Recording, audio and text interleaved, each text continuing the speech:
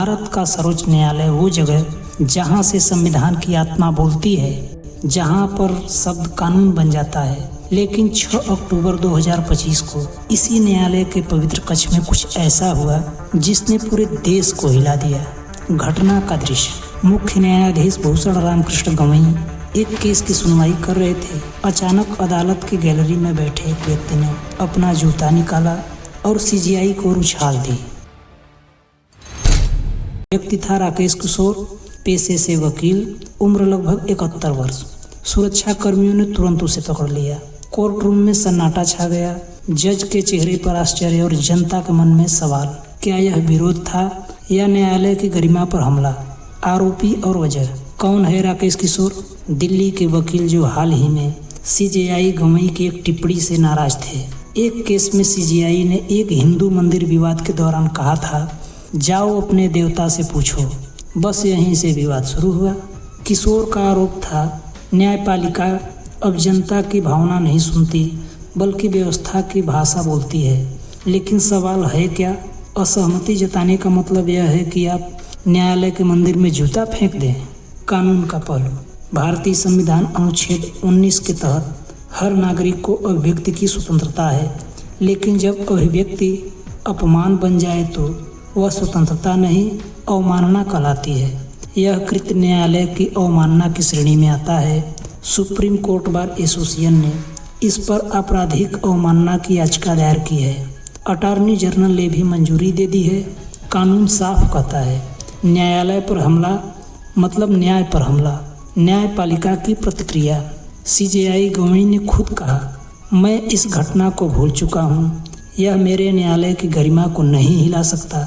Bar council of India ने तुरंत राकेश किशोर को निलंबित कर दिया, यह कहते हुए कि सिर्फ एक व्यक्ति पर नहीं बल्कि पूरे न्यायिक ढांचे पर हमला है।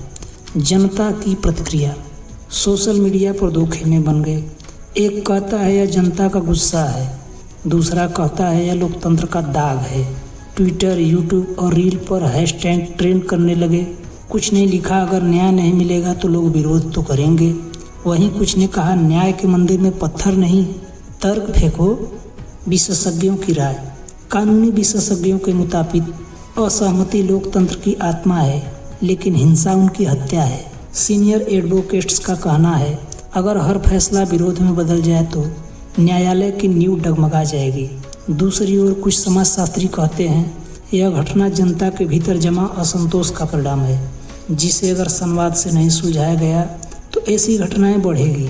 विश्लेषण, देखिए, यह घटना सिर्फ एक जूता फेंकने की नहीं है, यह जनता और न्यायपालिका के बीच की विश्वास के डोर पर चोट है।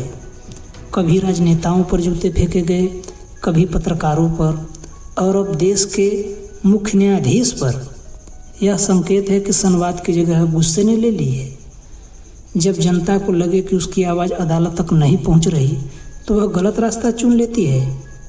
लेकिन यही तो असली सवाल है, क्या हम विरोध को विध्वंस में बदल रहे हैं?